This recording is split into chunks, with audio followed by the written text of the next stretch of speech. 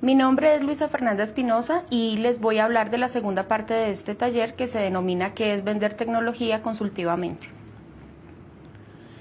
Vender tecnología consultivamente es conocer y entender íntegramente el negocio de nuestros clientes, descubrir cuáles son sus oportunidades y los dolores que le aquejan para poder hacer negocios con él y entender básicamente a qué está dirigido y para dónde va su negocio. De esta forma nosotros podemos determinar si nuestra solución le impacta en su negocio particular, podemos determinar su competitividad, su productividad y podemos hacer un incremento en sus negocios. Lo importante es mantener un liderazgo en esa relación a largo plazo para incrementar la demanda de su negocio. Podemos traducir que la venta consultiva es simplemente una relación afectiva en donde se consuma un noviazgo, luego comienza un matrimonio y ese matrimonio va a ser bueno siempre y cuando yo haya como encadenado y conocido perfectamente su negocio para saber que no voy a terminar en divorcio o voy a terminar en unos malos términos con mi cliente.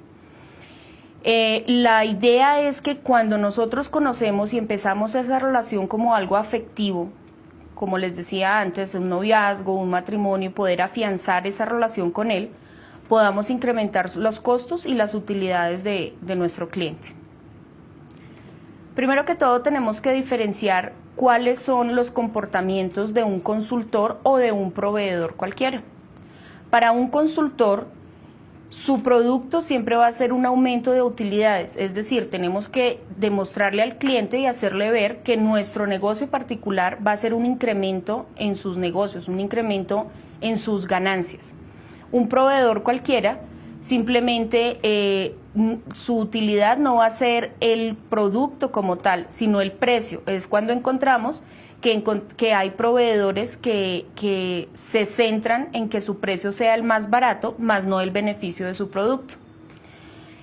Un consultor siempre tiene que asociarse o conocer los niveles superiores de su cliente para de esta manera hacer negociaciones con él o hacer planteamientos con sus niveles superiores y de sus niveles superiores bajarlos a todos los mandos o a todos los niveles de la organización. Un proveedor generalmente va a llegar a los mandos medios. Un consultor debe utilizar el entendimiento y el conocimiento de los negocios del cliente, es decir, que va a profundizar más allá del negocio del cliente, saber hacia dónde se dirige y qué piensa hacer con su negocio. Mientras que un proveedor simplemente se basa en sus catálogos de productos o en sus bases de datos para hacer negociaciones fructíferas. Un consultor siempre será considerado como un socio de negocios. Un proveedor es simplemente considerado como un surtidor que abastece el producto que el cliente necesita, siempre al precio más barato. El consultor siempre toma la iniciativa, está atento de los negocios de su cliente, sabe cuándo debe llamar, sabe cuándo debe llegar, sabe qué es lo que su cliente necesita, no espera que le llamen, simplemente está atento y no hace nada más que atenderlo como tal, no esperar a que lo llamen, le hagan un pedido. Un proveedor siempre va a ser un toma pedidos. ¿Cuáles son los 5 pasos del ciclo consultivo? Lo primero, indispensablemente, un consultor tiene que conocer el negocio del cliente. Sin conocer el negocio del cliente no va a poder llegar a nada, no va a poder hacer una propuesta, ni va a poder hacerse ver o hacerse entender como un socio de negocios. Debe hacer un plan de penetración de la cuenta, es decir, después de conocer el negocio del cliente y saber qué hace su cliente, puede hacer un plan para poder entrar a ser un socio o un aliado de ese cliente. Hace una asociación preliminar, posiciona una propuesta previamente establecida y ejecuta un plan de acción. Esos son los 5 pasos que debemos tener en cuenta para hacer un ciclo consultivo. ¿Qué tanto entendemos el negocio del cliente? No es solamente saber que mi cliente tiene X empresa que se dedica a distribuir o que se dedica a comercializar X producto, sino que tenemos que entender cómo funciona el negocio del cliente. Es decir, cuál es su proveedor, cuál es el canal de mercadeo y ventas, ¿cuáles son los socios de negocios de mi cliente? Yo debo saber con quién tiene una previa asociación mi cliente, porque muchas veces llegamos y trabajamos un cliente y lo trabajamos y lo trabajamos y lo trabajamos y por fin nos damos cuenta que le está comprando a nuestra competencia, sin antes nosotros haber identificado eso. Tenemos que saber cuál es el mercado al cual el cliente llega, si es un mayorista, si es un distribuidor, si es un consumidor final. Tenemos que saber cuáles son sus proveedores, cuáles son sus vendedores y sobre todo cuáles son sus clientes, porque de esa forma podemos hacer una asociación firme. ¿Con quiénes debemos hacer nosotros asociaciones o a quién debemos buscar como socio de negocios?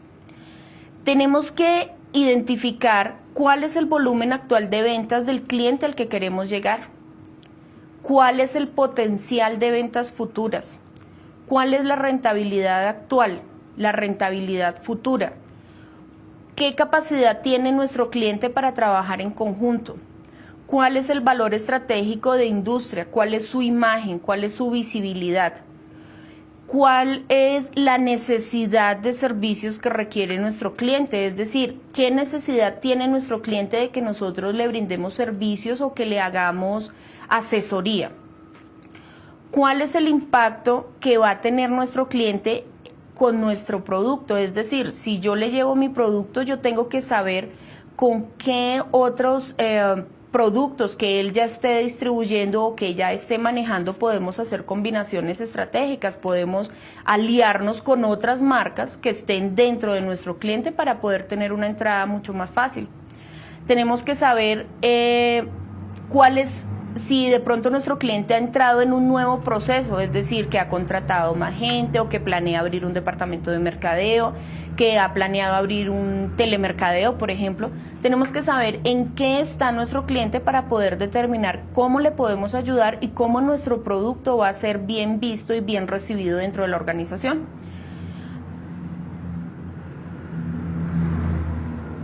¿Cómo podemos identificar esos candidatos con los que queremos asociarnos? Lo más fácil que tenemos que hacer es determinar cuáles son las necesidades que tiene nuestro cliente. En la lámina anterior hablábamos, por ejemplo, de qué servicios necesita nuestro cliente. Si nosotros sabemos que, por ejemplo, nuestro cliente está abriendo un nuevo departamento, nosotros podemos asesorar a nuestro cliente diciéndole o sugiriéndole cómo puede abrir ese nuevo departamento, beneficiando obviamente el producto que nosotros estamos llevando. Tenemos que saber, por ejemplo, si tiene una gran cantidad de clientes. Si él tiene una gran cantidad de clientes, sabemos que nosotros no tenemos que concentrarnos o no tenemos que preocuparnos en la consecución de clientes, sino que más bien tenemos que concentrarnos en que toda esa cantidad de clientes que nuestro cliente tiene puedan aceptar nuestro producto. Si sabemos que nuestro cliente es muy fuerte, pero desafortunadamente tiene pocos clientes, que esos clientes son los que le hacen su cuota o le hacen su mes, sabemos que nosotros tenemos que entrar a ayudar a la nueva consecución de clientes. Tenemos que determinar si nuestro cliente es reactivo, es decir, si cuando le presentamos una propuesta, él espera que le presentemos una propuesta para decidir, o si más bien nosotros proponemos y el cliente va decidiendo sin necesidad de que sea él el que proponga.